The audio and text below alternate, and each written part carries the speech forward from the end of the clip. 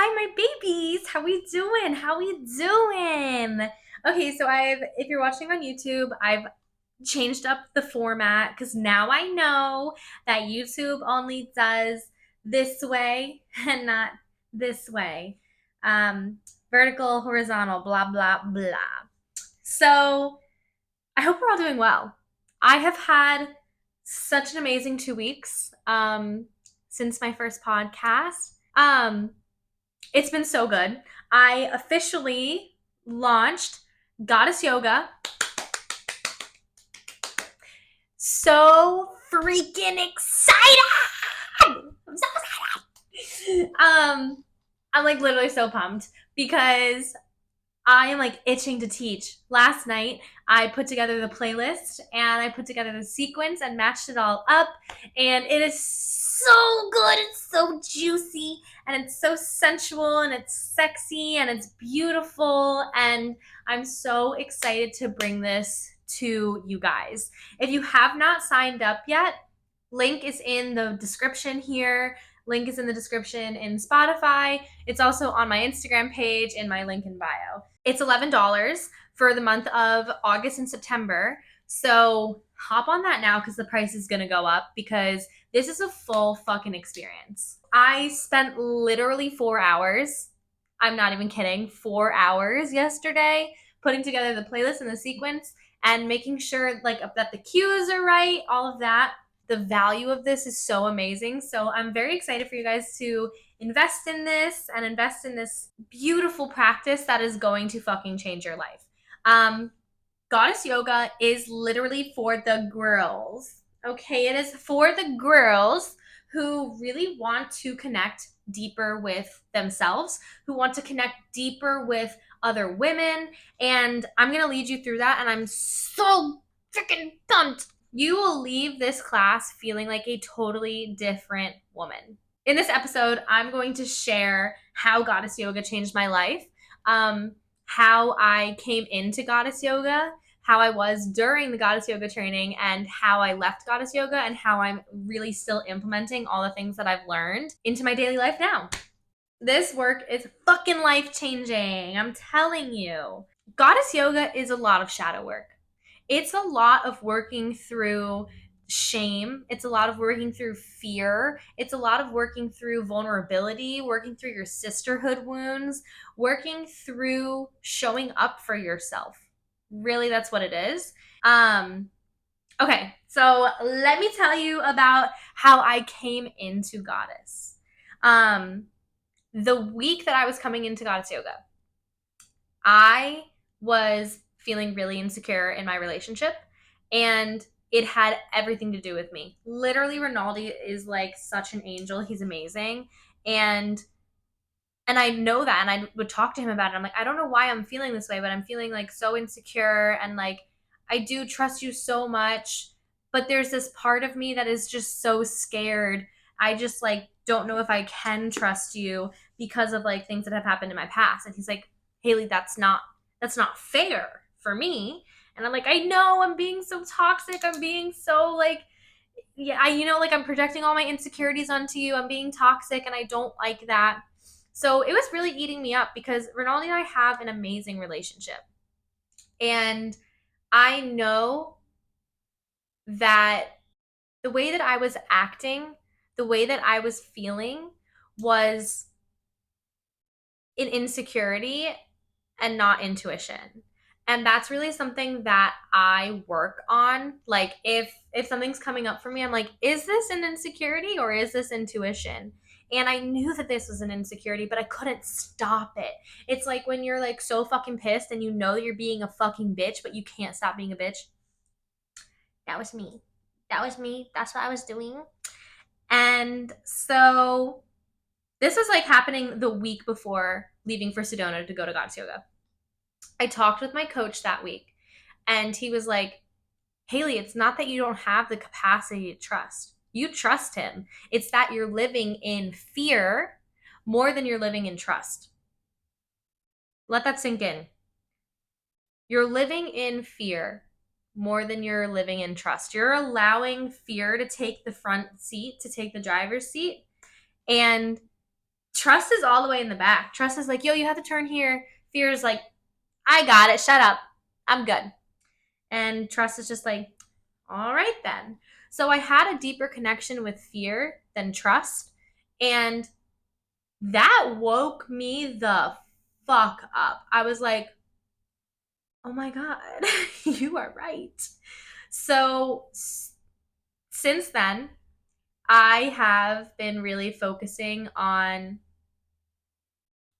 getting over fears. So Sedona was literally me getting over fears. Like that's what the fuck it was. And it was beautiful. It was tough. It was challenging when I was there, but it wasn't like a bad challenge. Like it was like a okay, I can do this type challenge. So my coach, as we were on that call, he said to me, he was like, I want you to make a list of everything that you have not been doing because of your fear, because your fear has been holding you back. So make a list of all the stuff that you have not been doing because of fear. I said, bet. Okay. So one of the things that came up for me was taking a hike by myself in Sedona. I didn't realize how terrified I am of the desert.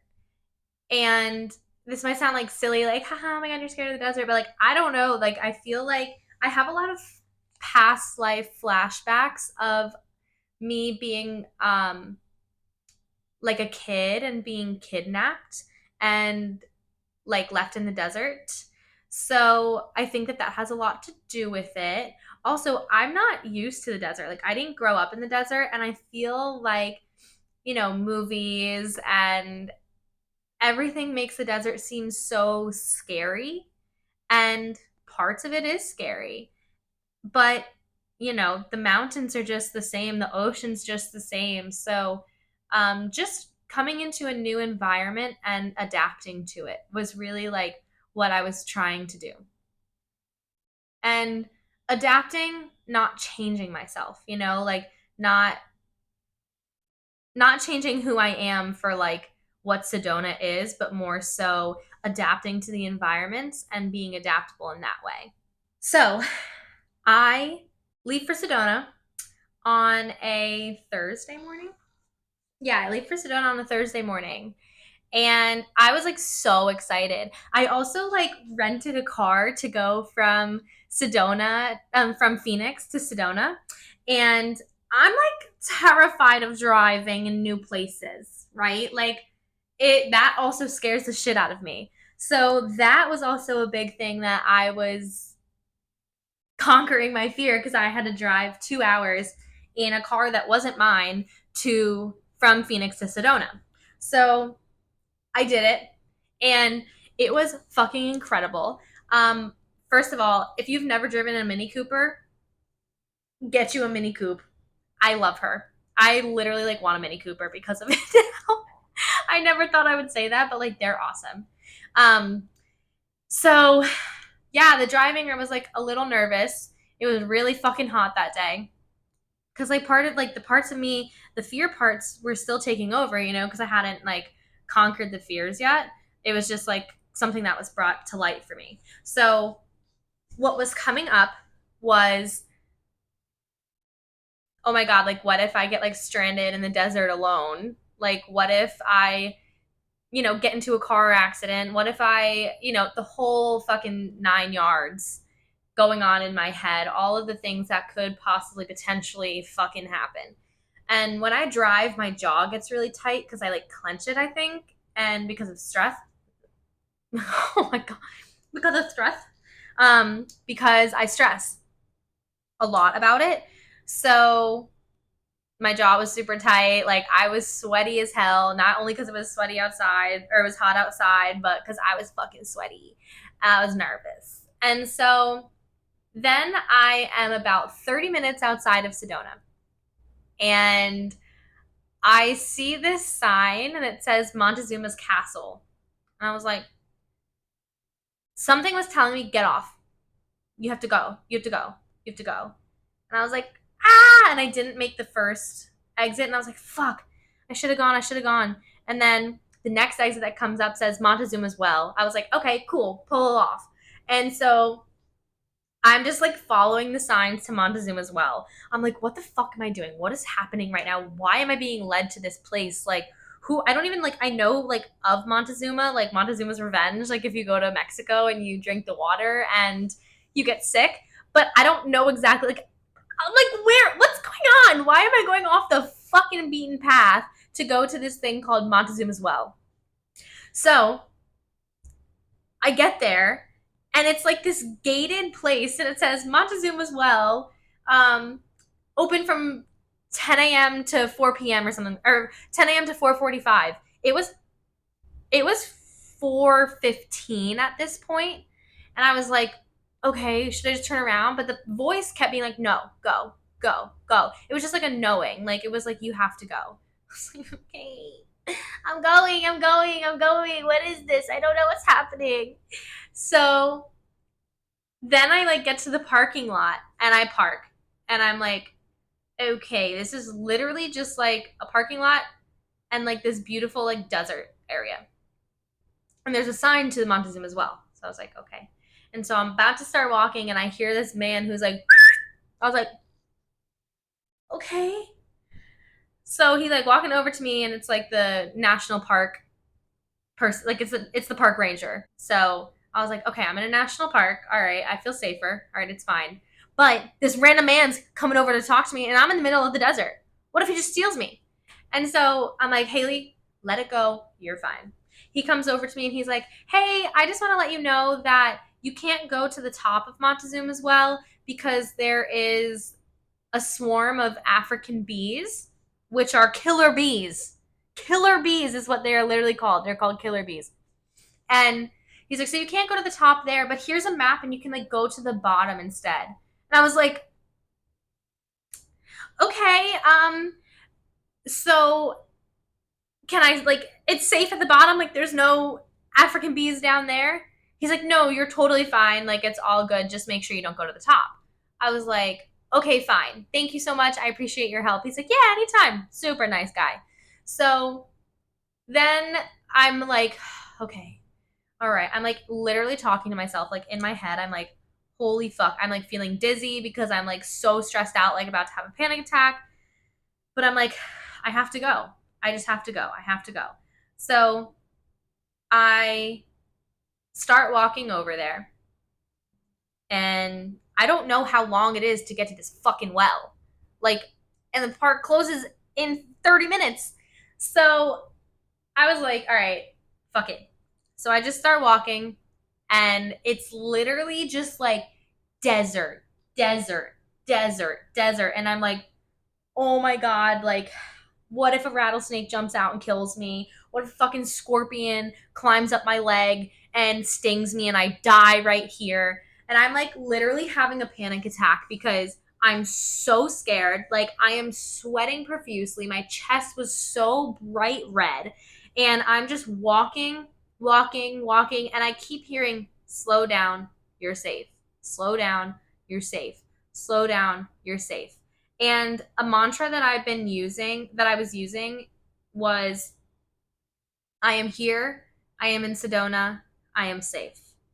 I am here, I am in Sedona, I am safe. To really help me pull myself back into the present moment because fear was taking the fuck over in this moment. And it felt like I couldn't stop it. So I just allowed it, but also kept this mantra in my head. So about 15 minutes go by and I'm still like walking. And then I come to this stairwell that goes down and I'm like, okay, I think I go down here. Like it was literally just, it did not look like it went anywhere. So I was like, oh, okay, I'll just go down these creepy ass steps. So I get down there and it's this beautiful, beautiful river, like stunning river.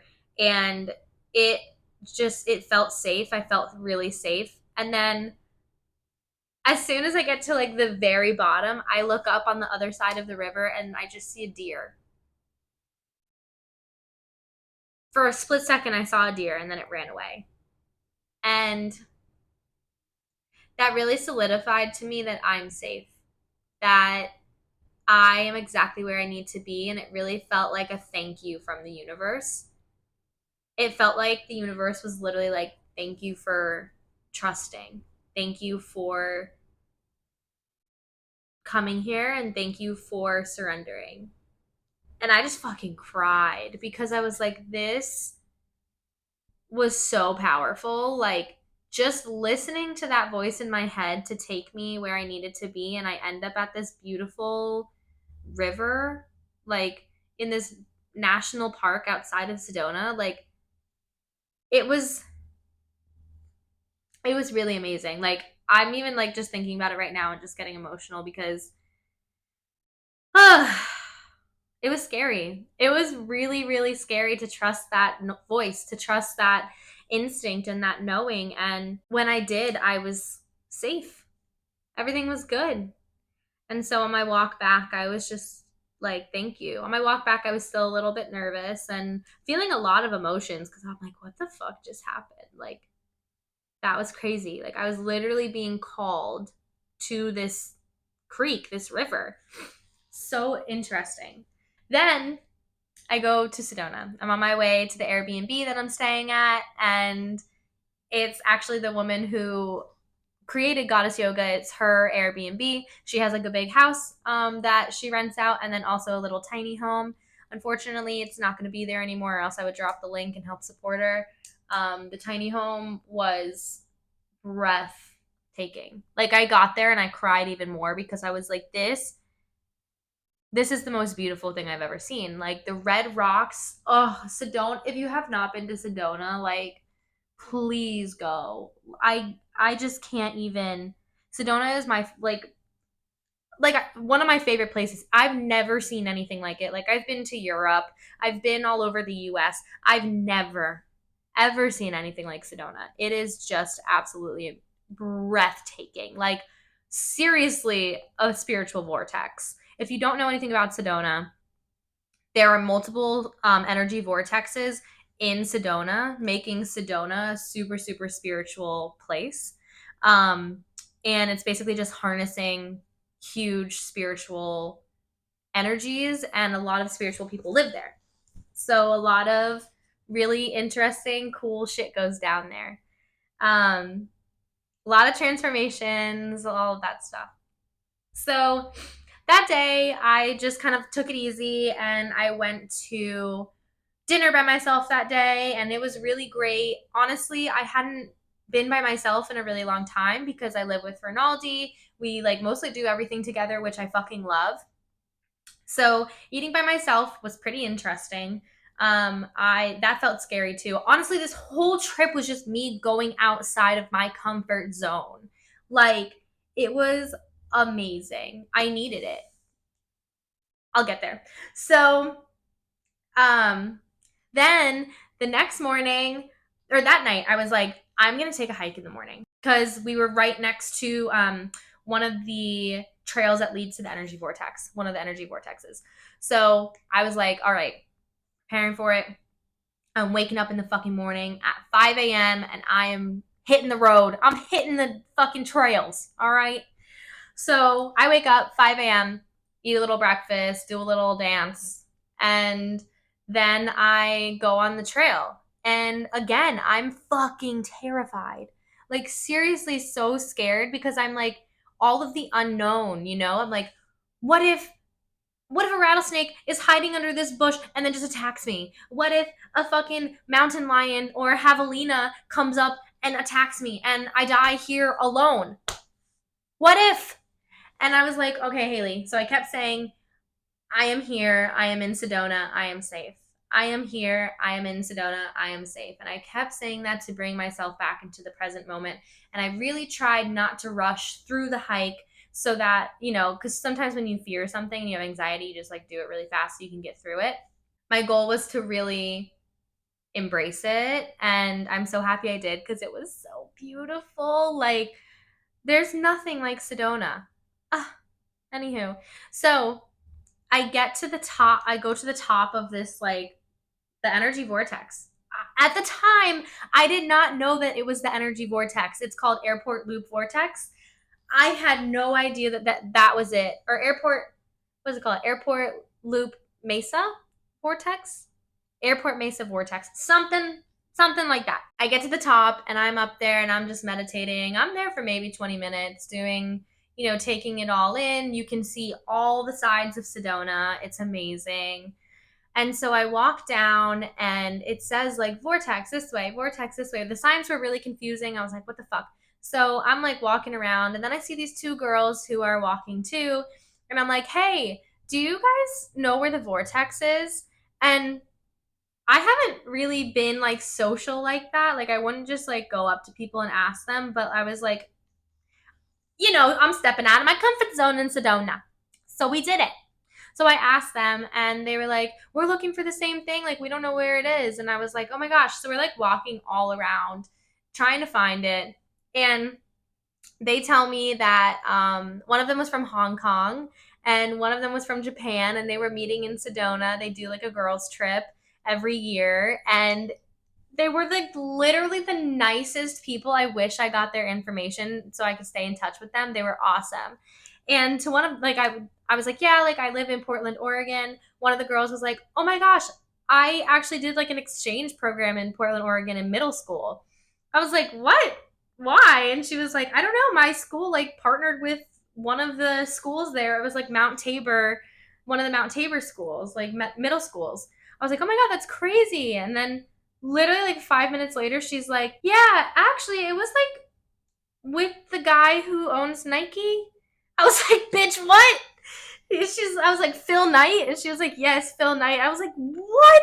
So this girl just stayed at Phil Knight's house, and her friend was like, "Wait, you never told me this." And she's like, "Yeah, it was so cool." And she was like, "What'd you eat? How'd they dress? Did they give you clothes?" She was like, "Yeah, they would just like let me go to the Nike store and pick out whatever I wanted to." I was like, "What?" That's fucking crazy. So, really interesting experience there.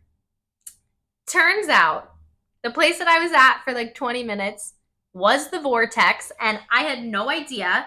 And it was so funny because as I was leaving, like they went up there, and I just like went back to my Airbnb, and they could like see me walking, and I could see them. I was like, ah! And they were like, ah! We were so far away from each other, and they were so adorable. I miss them. I hope they're doing well.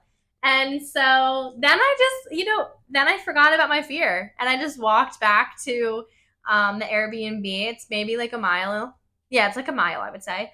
And I played some music. I was just like feeling so good. It was really good to get over my fear. And it's crazy to think that I feared it so much that it was literally debilitating me from like doing things in life, um, like a hike.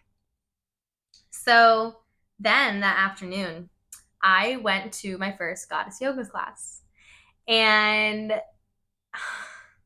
it was amazing.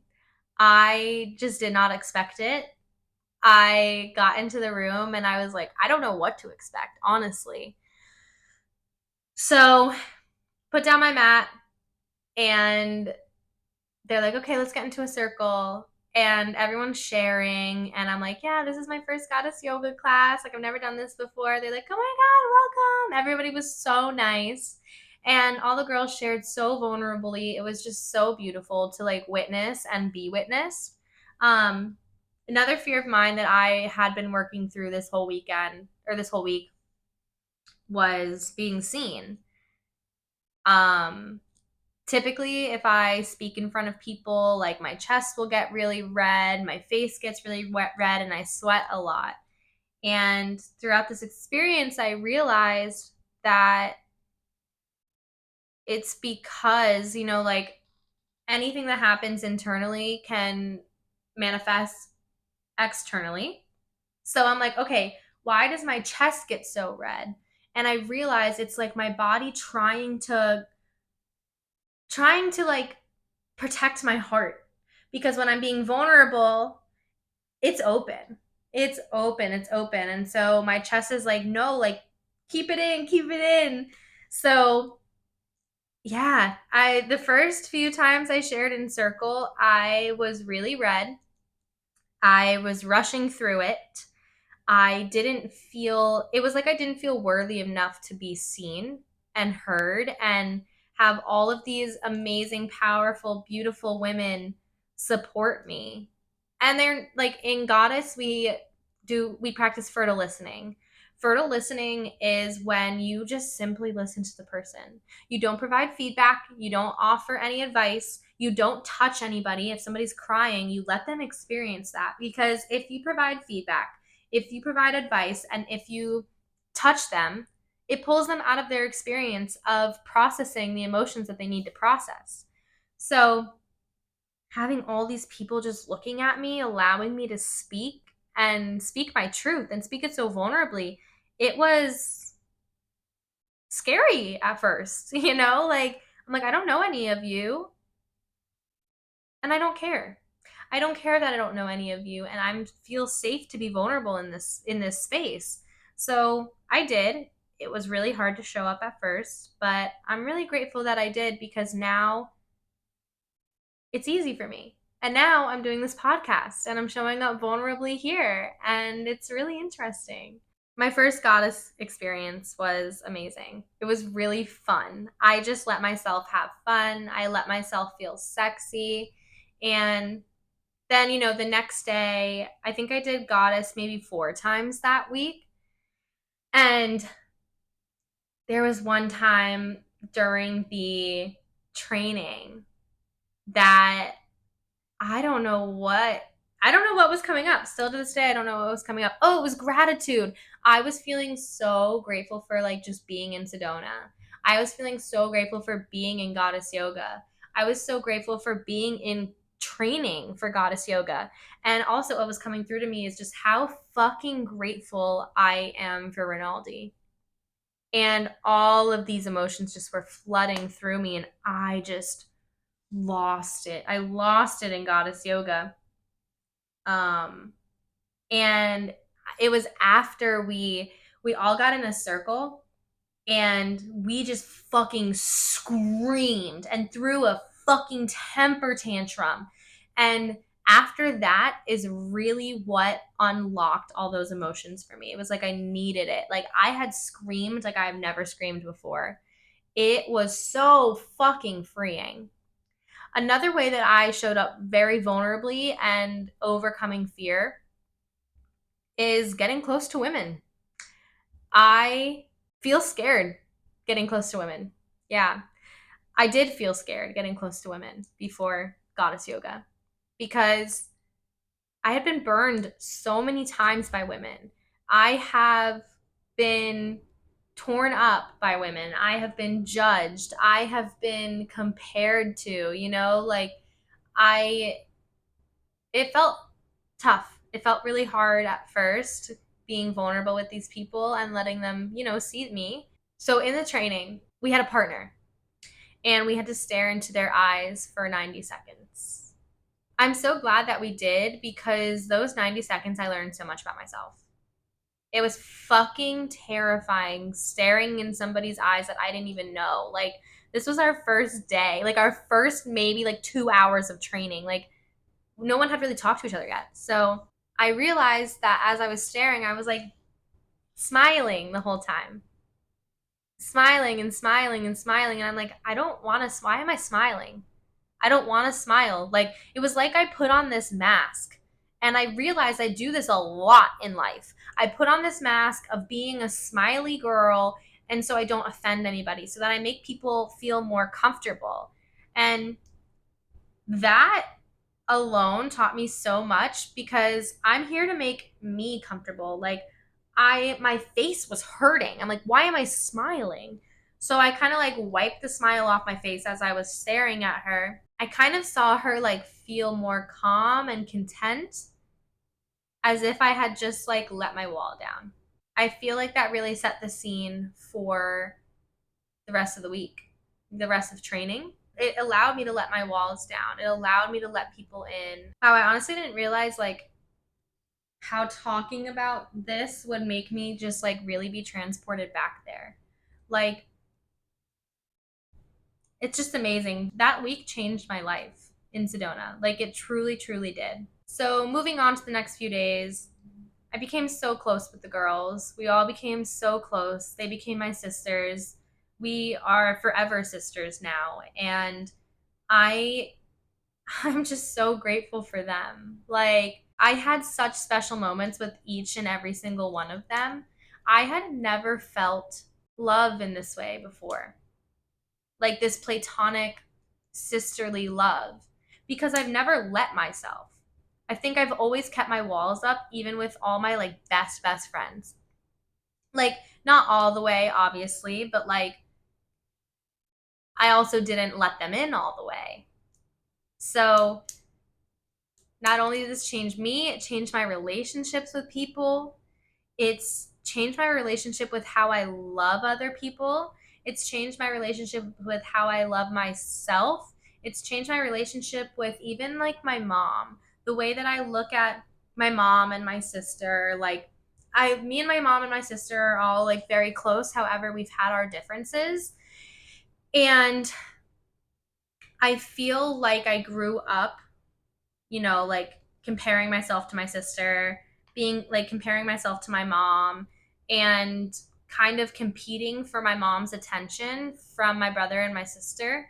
During Goddess, I really let go of this competition with everybody in life and really realizing that there's nobody like me. And there's no one like my sister. There's no one like my mom. We are all so unique in our different ways. No one is better than each other. And I think that when I would be put into rooms with women before, I would be so intimidated. I would be like, fuck, like they're so beautiful and like they're just so cool. They have this like cool girl energy. And now I'm just like, oh, I see myself in them. Like now I'm able to see my worth. I'm able to show up. I'm able to step out of my comfort zone and be okay with stepping out of my comfort zone. I think a lot of times we hear, get comfortable being uncomfortable. And I think that I've mastered that now. It feels comfortable for me to be uncomfortable. But then once you get so used to being comfortable in the uncomfortable, then everything just becomes comfortable. So now it's time to get comfortable being comfortable. I think a lot of times we self sabotage ourselves because we are like fearing of losing the thing. We fear success. We fear success because we're afraid of losing success. That's how I was with my relationship. I clung onto it so tightly that I was like, because I was afraid of losing it, because I love it so much. I love the relationship that we have. And in turn, I was self sabotaging because self sabotage is actually a way of like controlling the situation so that you always know the outcome. And I am done with that. I am allowing the universe to choose for me. I really trust the universe and I trust my path. And I only have control over the things that I have control over. And even then, do I really? Even then, is control just an illusion?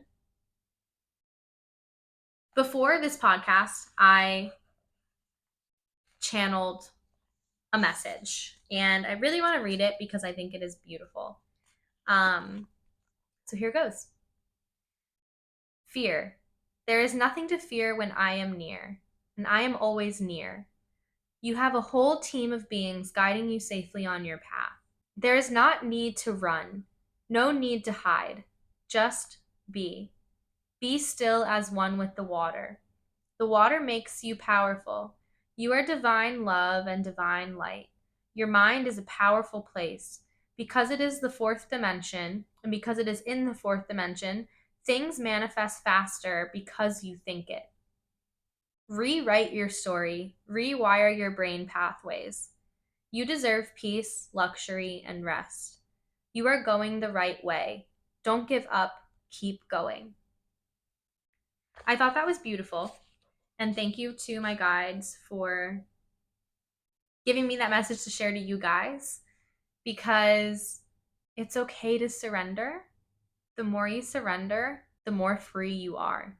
And I know that in this world of governments controlling so many things, there's so many different factors of other people trying to control us. The only thing we have control over is surrender. A great way to work through fear is doing the thing that you fear the most, like immersion therapy, really, because it's probably not that bad after all. We get so tied up in the what ifs and we get so hung up in the how. Just sleep and the universe will follow. It's always got you. I pulled cards from the Goddess Power deck. This is the deck that we use for Goddess Yoga. First card that I pulled is Aphrodite, romantic love. And the empowerment message says, the Greek goddess of romantic love, Aphrodite, represents a state of ecstatic being that she now invites you to cultivate within. You can experience the world as a sensual, expressive, creative being if you allow yourself the freedom to explore what this means to you. Perhaps this is an opportunity of a new partnering or a deepening of one you already have. Or perhaps this is a time for you to claim this aspect of your nature which may have laid dormant a while. Aphrodite invites you to fall in love with your life now and choose to look for the essence and expression of love all around you. By doing so, love will increase tenfold and you will see evidence of it everywhere.